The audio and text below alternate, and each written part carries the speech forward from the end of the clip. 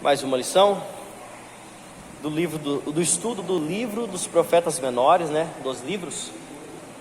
Hoje nós vamos continuar em Oséias. Nós vamos lá para o capítulo 7.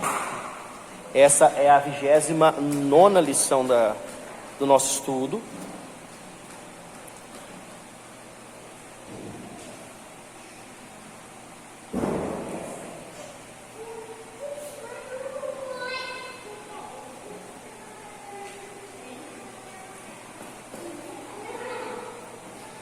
Então nós vamos fazer a leitura que nós damos sequência, né? Cada um vai lendo um versículo.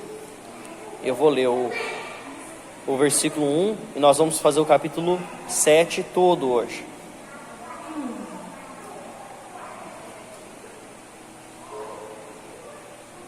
Amém? Oséias 7, versículo 1 diz assim: Quando me disponho a mudar a sorte do meu povo e a sarar a Israel, se descobre a iniquidade de Efraim, como também a maldade de Samaria, porque praticam falsidade, por dentro há ladrões, e por fora rouba a horda de salteadores.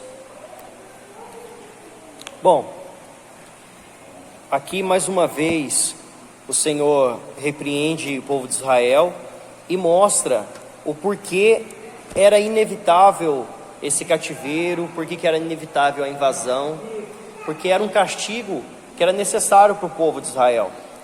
No começo do capítulo aqui ele já fala: quando eu me disponho a mudar a sorte do meu povo e a sarar Israel, descobre iniquidade em Efraim.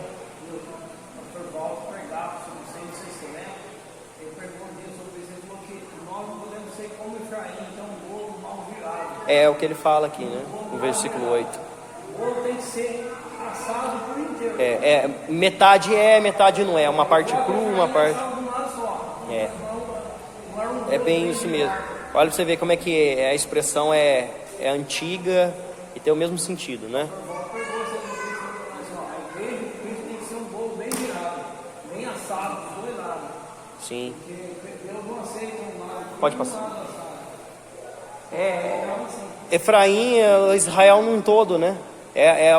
A região toda do Reino do Norte, né? Estava desse jeito, né? Então tinha alguns ainda que temiam a Deus, mas a maior parte... Metade é fazer o contrário. Bom, caminhos opostos. Então, nós temos uma referência nesse texto aí, lá em Ezequiel, capítulo 24, versículo 13. Quem achar aí pode ler, pode alguém abrir aí e já ler, enquanto eu vou comentando aqui. Então, ele fala: o Senhor deseja alterar a sorte do seu povo, mas vê que não há arrependimentos nem alterações em seu proceder. Então, é assim, Deus, Ele quer sempre o melhor para nossas vidas, principalmente para a nossa vida espiritual. Porque se o seu espírito vai bem, a sua carne também vai bem. É uma reflexão de dentro para fora. E Ele quer cuidar da sua vida espiritual, e é o que Ele fala aqui: eu quero alterar a sorte do meu povo, porque Deus decretou o juízo contra eles, mas poderia livrar aquele povo da invasão se eles se arrependessem, igual aconteceu com os ninivitas. Já estava decretado que cairia chuva do céu de fogo, ia consumir aquele povo, e Deus ia acabar com tudo, ia vir peste, ia ser uma catástrofe na cidade de Nínive. Mas não foi alterada essa sentença? Foi. Tanto que o profeta Jonas ficou irado, porque ele tinha profetizado que ia acontecer, e depois não ia acontecer mais.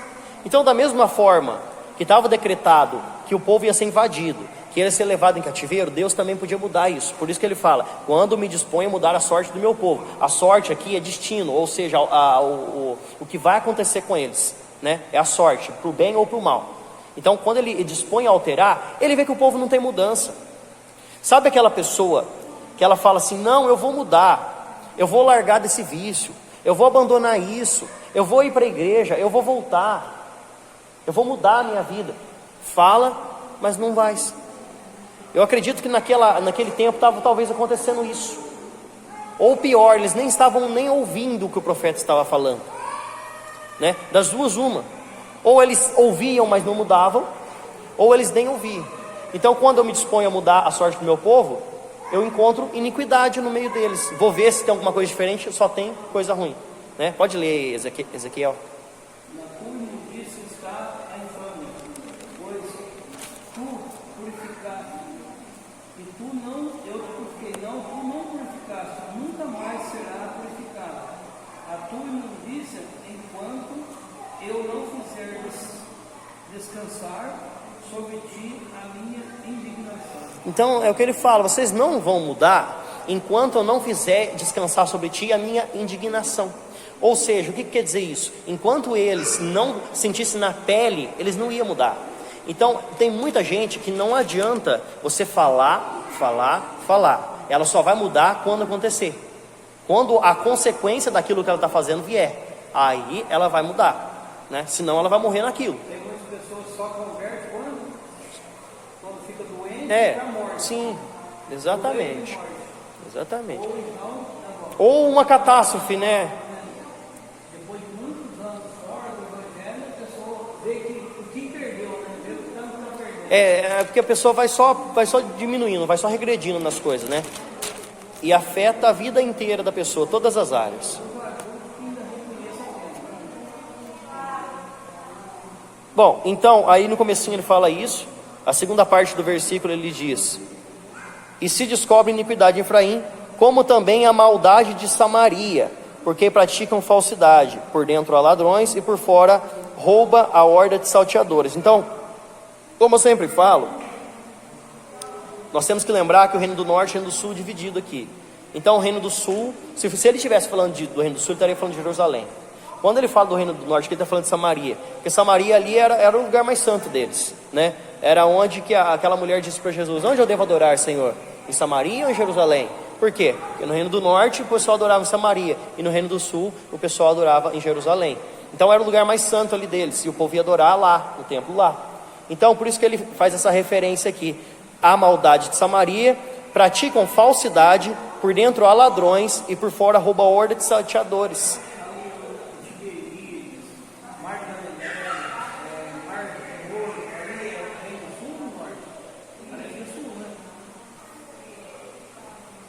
É norte. É norte. Ali é reino do norte. Deixa eu dar uma olhadinha no mapa aqui. Não, é mais para baixo um pouquinho. Não, peraí. Mar Morto é no reino do norte.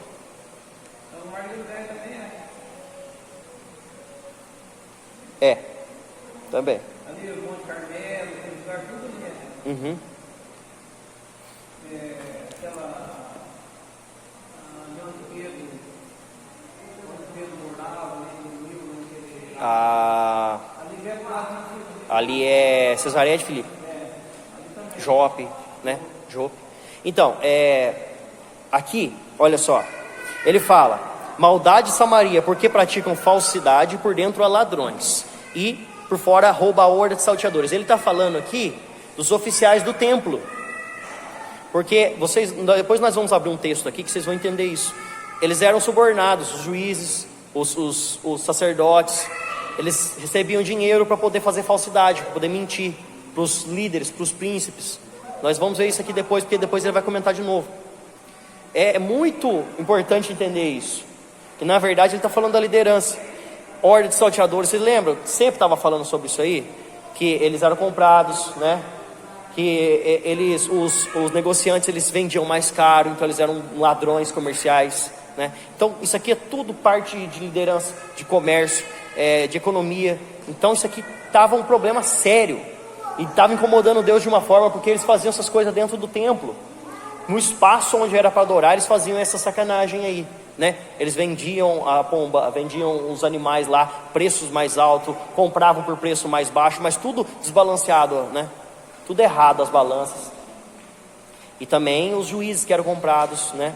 Os homens que tomavam penhor, arrancavam até a capa da pessoa, a pessoa dormia com frio à noite, penhorada a capa, porque não tinha dinheiro para pagar os agiotas. Bom, versículo 2, pode passar? Alguém abre lá também Jeremias 14:10. Não dizem no seu coração que eu me lembro da sua maldade. Agora, pois, os seus próprios feitos os cercam, acham-se diante da minha face. Aqui ele fala: o povo diz que eu não estou olhando para os seus pecados. É o que ele fala aqui no começo.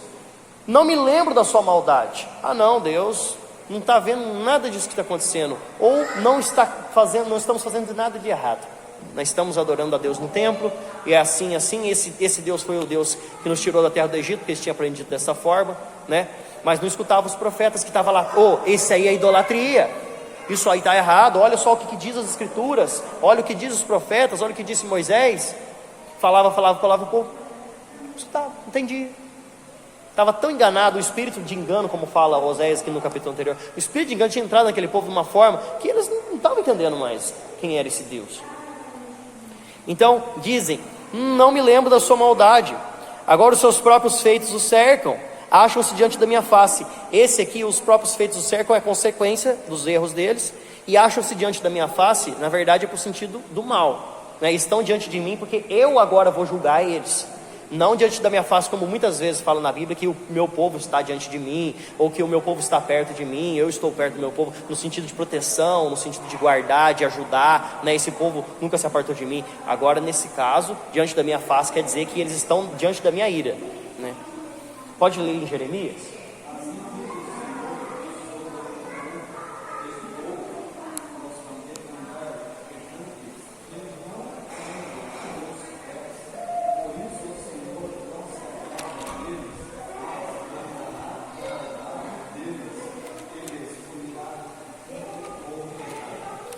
Exatamente, é a maldade deles e vai punir o pecado, né? Continuando, versículo 3 pode passar? Do versículo 3 ao 6, ele vai falar aqui dos líderes, dos reis, dos príncipes. Então olha só, com sua malícia alegram ao rei, e com suas mentiras aos príncipes. Então aqui é aquela parte que eu acabei de comentar aqui. Abre lá para mim, Miqueias 7:3. Olha lá.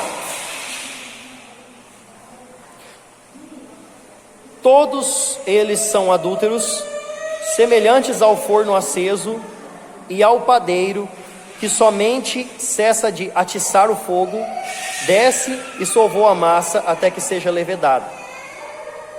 No dia da festa do rei, os príncipes tornaram doentes com o excitamento do vinho, e ele deu a mão aos escarnecedores, porque prepararam um coração como um forno. Enquanto estão de espreita, toda a noite dorme o seu furor, mas pela manhã arde como labaredas de fogo. Pode ler aí em Miqueias.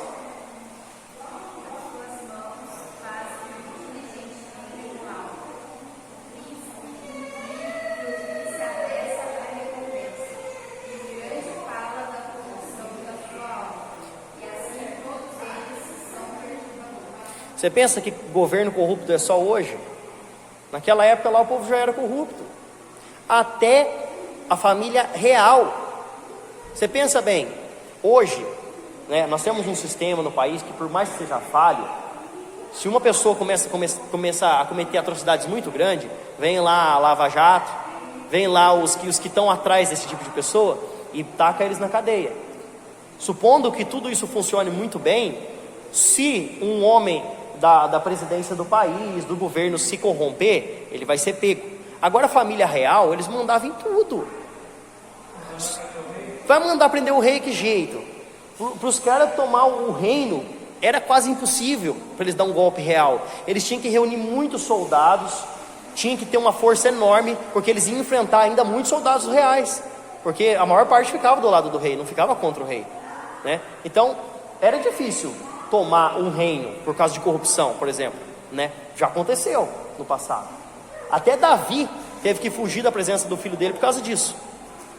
Agora, e o filho dele fez isso aí que eu estou falando. Agora pensa, uma família real tem que comprar um juiz. É o que ele fala ali, o juiz fica até alegre, ele se apressa para poder receber qual que é a expressão que ele usa aí?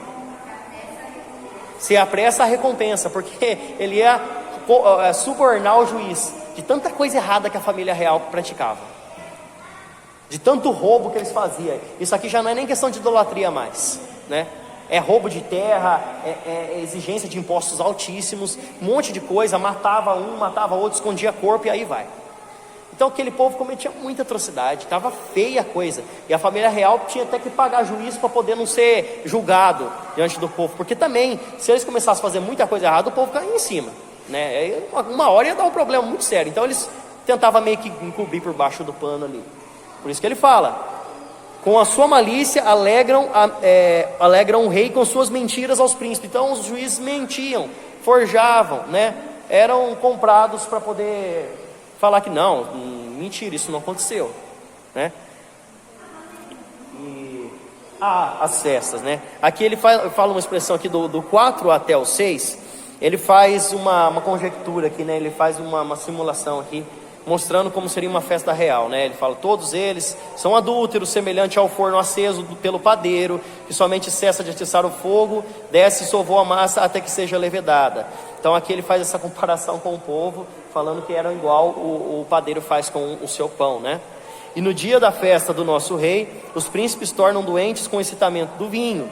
Aqui ele fala como se fosse uma festa de uma família real, né? O profeta descreve uma ocasião festiva, particularmente aberta, então o povo também participava. Era aquelas festas de aniversário do rei, do príncipe, né? Coroação. E a concupiscência dos líderes, ele fala que queimava como esse forno que o padeiro acendia, né? E atiçava ele, só ia parar de esquentar aquele forno quando ele fosse solvar a massa, né? E fosse assar e acabasse tudo aquilo. Mas ele fala que com o incitamento do vinho eles ficavam doentes, né? Aquele povo bebia tanto, né? Fazia aquelas festas, eles ficavam tudo fora de si. Então praticavam muitas iniquidades, praticavam muitos pecados nessas ocasiões principalmente. Aí no 6: porque prepararam o coração como um forno, enquanto estão de espreita, toda a noite dorme o seu furor, mas pela manhã arde como labareda de fogo. Então era bonitinho quando dormia, mas chegava de manhã já começava a fazer tudo errado de novo, né?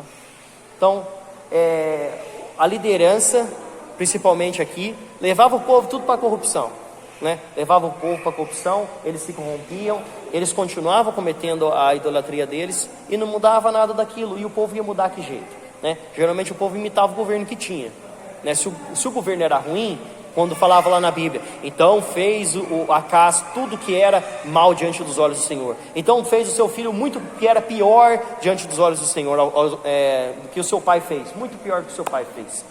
E o povo também perecia junto com esses reinos aí, né? Enquanto não era derrubado o rei e levantava um rei bom que agradava a Deus, o povo ia tudo para a corrupção. Pode passar? 7, 8, 9. O 7, ele fala: todos eles são quentes como um forno e consomem os seus juízes, todos os seus reis caem, ninguém há entre eles que me invoque. Aqui ele fala: todos os reis caem, porque havia 6 reis de Israel já nesse tempo, e 4 deles foram assassinados pelo povo, muitas vezes por um golpe dos militares ali, né? Por pessoas que detestavam o reino e queriam tomar o reino para si, ia lá e assassinava o rei. Então, dos 6 reis que houveram, 4 foram assassinados. Então todos os seus reis caem. Por isso que ele fala: não há quem me invoque. Esse povo comete só atrocidade, eles matam seus reis, eles cometem idolatria, pecados e devassidão. Não tinha o que fazer com aquele povo mais. O que tinha que fazer com aquele povo? Mandar tudo para o cativeiro, limpar a terra e fazer um povo mudado no cativeiro. Precisava quebrantar o coração daquele povo, porque eles não tinham mudança. Se eles continuassem onde eles estavam, não ia mudar nada, né? Eles não tinham o que fazer mais. Então a gente vai, quanto mais a gente vai procurando, mais a gente vai chegando no fundo do poço, porque o negócio estava muito feio, né? A gente começa a ver questão de idolatria, depois você começa a ver corrupção, depois você começa a ver parte dos comerciantes também que eram corruptos, que subornavam, e aí vai. Só coisa errada. Vendiam escravos do seu próprio povo para outros povos estrangeiros, só estava fazendo coisa errada e não tinha mais o que fizesse com aquele povo, que desse certo, né? Versículo 8: Efraim se mistura com os povos e é um pão que não foi virado. Estrangeiros lhe comem à força e ele não sabe. Também as cãs já se espalham sobre ele e ele não sabe. Bom, versículo 8 primeiro. alianças com as nações pagãs não, haviam deixado Israel fraca. Ele fala aqui como um pão que não foi virado, né? Então eles faziam alianças com os povos estrangeiros, mas aquele povo estava consumindo eles de forma espiritual, principalmente, né? Porque estava introduzindo idolatria no meio daquele povo. Então ele fala aqui uma comparação que eles eram como um pão, um bolo que não era virado, né? Parece que está bem, mas na verdade está cru, né? Está fraco a massa, não está boa para ser consumida, não está de bom grado. E o versículo 9, ele fala: estrangeiros lhe comem a força e ele não sabe, e também as cãs já se espalham sobre a sua cabeça e ele não sabe. As cãs aqui, né, que ele fala, decrépita, ou seja, cabelo branco. O que quer dizer, né? Aqui as duas expressões que ele fala, no comecinho do versículo 9 e aqui no final, é a mesma coisa, né? Ele quer dizer que o povo está enfraquecido, o povo está fraco, porque no caso ali, o sinal de branquidão na cabeça quer dizer o quê? Indisponibilidade para fazer as coisas, né? Idade avançada, quando a pessoa já não tem mais aquele vigor, né? E o povo estava ficando assim, estava ficando enfraquecido. Então as alianças que eles estavam fazendo exteriores estavam piorando a condição do povo de Israel, porque vinha idolatria para o seu povo, porque aí eles faziam comércio entre eles, tudo era amaldiçoado, né? Não era nada de Deus. Tudo que eles faziam entre essas nações enfraquecia o povo. Pode passar? Alguém abre lá em Ezequiel 12, 13.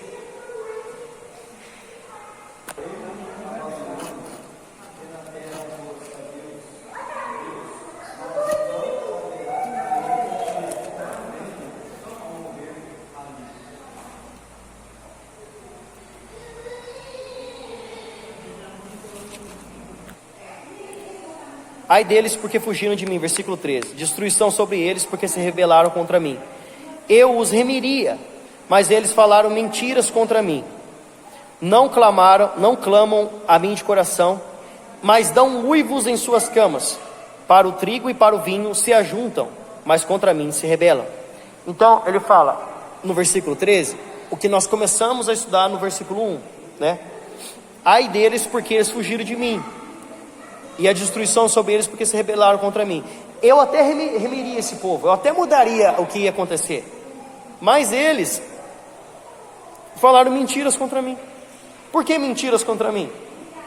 Porque talvez eles estivessem falando para o profeta que até mudariam o caminho.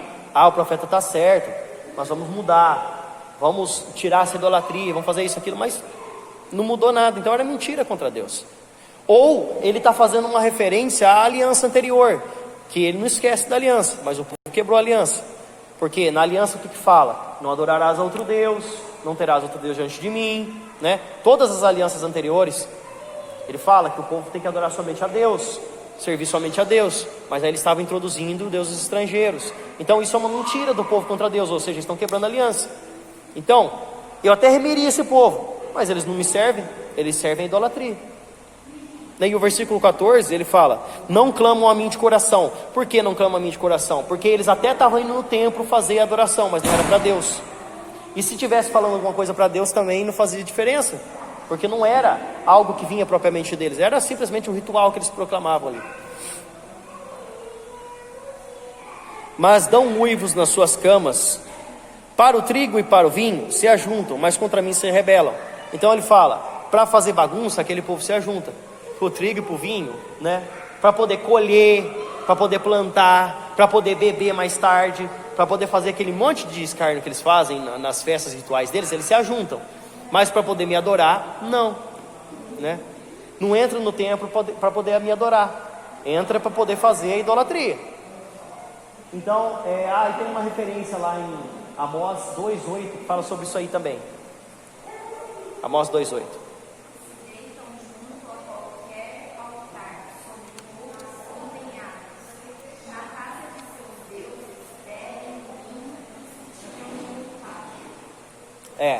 Ali, essa aqui é mais uma referência, na verdade, a um agiota, né, que está fazendo isso. Porque ele fala que eles deitam em qualquer altar eles bebem o seu vinho, né?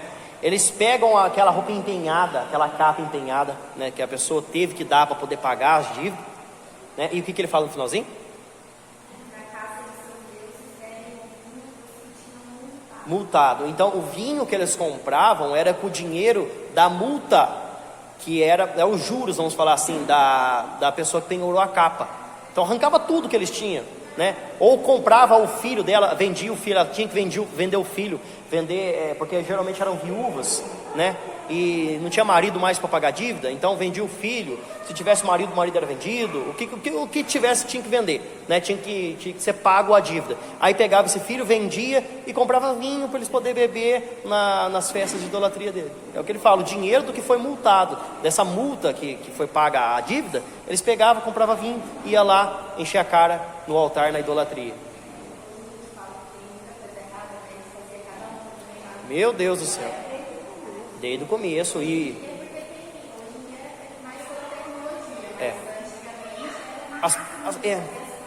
o que eu falo. Você tem uma guerra hoje, muitas vezes o soldado nem vai para a guerra. Hoje em dia, se você quiser fazer uma guerra à distância, você faz. Ninguém precisa nem ir para a guerra. Eles estão até querendo fazer robô para poder o robô guerrear no lugar do soldado, né? É interessante uma coisa dessa, mas mesmo assim ainda vai ter muita destruição em volta. No lugar que acontecer a guerra vai ter destruição, né?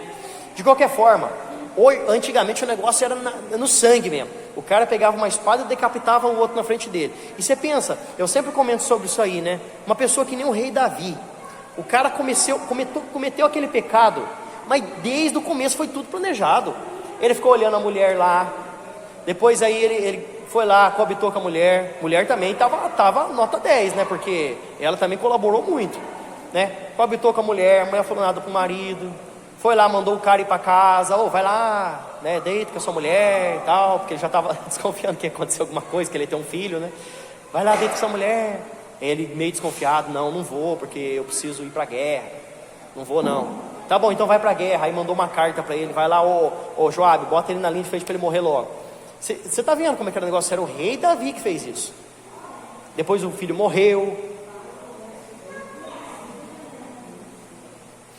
Então, os homens também eram sanguinários e era ruim. Olha só isso que a gente acabou de comentar aqui. O que esse povo fazia? Compravam o filho da pessoa, de uma viúva, de uma mulher que não tinha nem como sustentar mais, como escravo, vendia ele para comprar vinho para poder beber.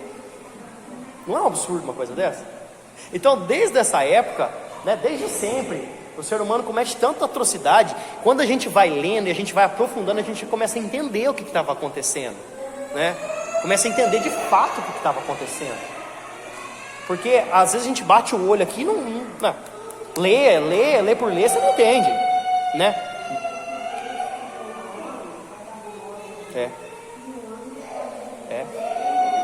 Você pensa, Sodoma e Gomorra, que situação que estava aquele povo para Deus mandar fogo lá? Estava muito feia a coisa, porque se Deus tolera a gente hoje, e tolera muitas coisas que eles fizeram por muito tempo, nossa, aquilo ali estava um escárnio, né? Estava um absurdo. E eu não vou falar que hoje não está igual, não. Nesse sentido aí, deve estar até pior, porque tem mais gente, mais pecado, né? Quanto mais gente, mais erro. Então, só que não vai ter paga agora, é só no final, né? Isso aí está tudo reservado no final, aí vai ser pior do que o Sodoma e Gomorra. Mas enfim, onde a gente quer chegar é isso aí. Isso aí que eu estou falando é dentro do povo de Israel, não estou falando de povo estrangeiro, né? Então a gente tem que lembrar disso também. É dentro do povo de Deus que está acontecendo isso. Pode passar? E agora os últimos versículos, 15 e 16. Adestrei e fortaleci os seus braços, no entanto maquinam contra mim. Então Deus estava abençoando aquele povo, dava condições para aquele povo, não estava castigando aquele povo ainda. Eu adestrei, fortaleci os seus braços, não deixei eles perder nas guerras, eles estavam vitoriosos, eles podiam mudar, era uma época boa para o povo, eles estavam economicamente bem, né? Mas tudo estava errado lá. Então, apesar de eu ter abençoado aquele povo, eles se rebelaram contra mim. Aqui ele fala, no entanto, maquinam contra mim, porque eles iam contra o profeta, eles matavam os profetas dele, né? O que estava certo, o que Deus repreendia aquele povo ia contra. Então eles iam contra mim, eles maquinavam contra mim, apesar de eu estar abençoando aquele povo dessa forma, né? E o versículo 16: eles voltam, mas não para o Altíssimo, Fizeram-se como um arco enganoso, caem a espada os seus príncipes, por causa da insolência da sua língua. Este será o seu escárnio na terra do Egito. Por causa da insolência, os líderes desse povo rebelde iam ser destruídos. É o que ele fala. Voltaram, mas não voltaram para o Altíssimo. Eles voltaram para a idolatria, voltaram para as coisas erradas. Se fizeram como um arco enganoso, né? Um arco enganoso, você tem um arco e flecha, por exemplo, né? O arco enganoso é um arco que você mira para um lado e ele joga para o outro. Então aquele povo estava fazendo assim, né? Ele estava torto. Era para ir reto, mas vai para o lado. Não sei por quê, está torto. É um arco enganoso. E ele fala: caem a espada os seus príncipes por causa da insolência da sua língua. Então era questão de corrupção, egocentrismo que aqueles reis tinham, achavam que tinha muito poder. Eles falavam: nós destruímos a cidade tal, nós destruímos a cidade tal, e conquistamos, e somos poderosos mesmo. Mas no final das contas, ia ser só uma invasão, ia levar tudo. Os príncipes, os reis, eram os primeiros que morriam, porque ninguém queria levar rei e príncipe para a terra deles, né? Eles matavam os reis, matavam os príncipes nessas invasões. Geralmente deixava mulher, né, para levar para si, homem para fazer de escravo. Os soldados matavam tudo, né, e crianças que eles levavam. Então, da liderança não ia sobrar ninguém, dos sacerdotes não ia sobrar ninguém. Era só aqueles que Deus queria preservar, que ele ia preservar, né? E este será o seu escárnio na terra do Egito. Então esse povo ainda ia ser humilhado diante dos seus inimigos ainda, dos que ele tinha feito aliança, dos que eles estavam querendo pedir socorro, e Deus ia pegar eles e ninguém ia conseguir livrar eles da mão de Deus. Então mais uma vez aqui, né, no capítulo 7, nós vimos a condenação de Deus sobre o povo. Ainda vai ter muito falando sobre esse assunto aqui, basicamente até o final do capítulo, do livro, né? Só depois que Deus vai falar de uma remissão. Mas isso aqui é para mostrar que o aviso de Deus não era pouco para esse povo, para eles entenderem, porque isso aqui era constantemente o profeta falando contra o povo. Deus dava a revelação ao profeta diretamente para ele poder falar com o povo constantemente, para o povo arrepender. E o povo não mudava, né? E é diferente hoje? Não, está sempre falando: tem que mudar, tem que servir a Deus, tem que abandonar as coisas erradas. E sempre as pessoas vão empurrando com a barriga e vai levando para frente do jeito que quer, certo? Então fica essa aula aí para a igreja. Deus abençoe cada um, e estamos encerrando por aqui hoje. A paz.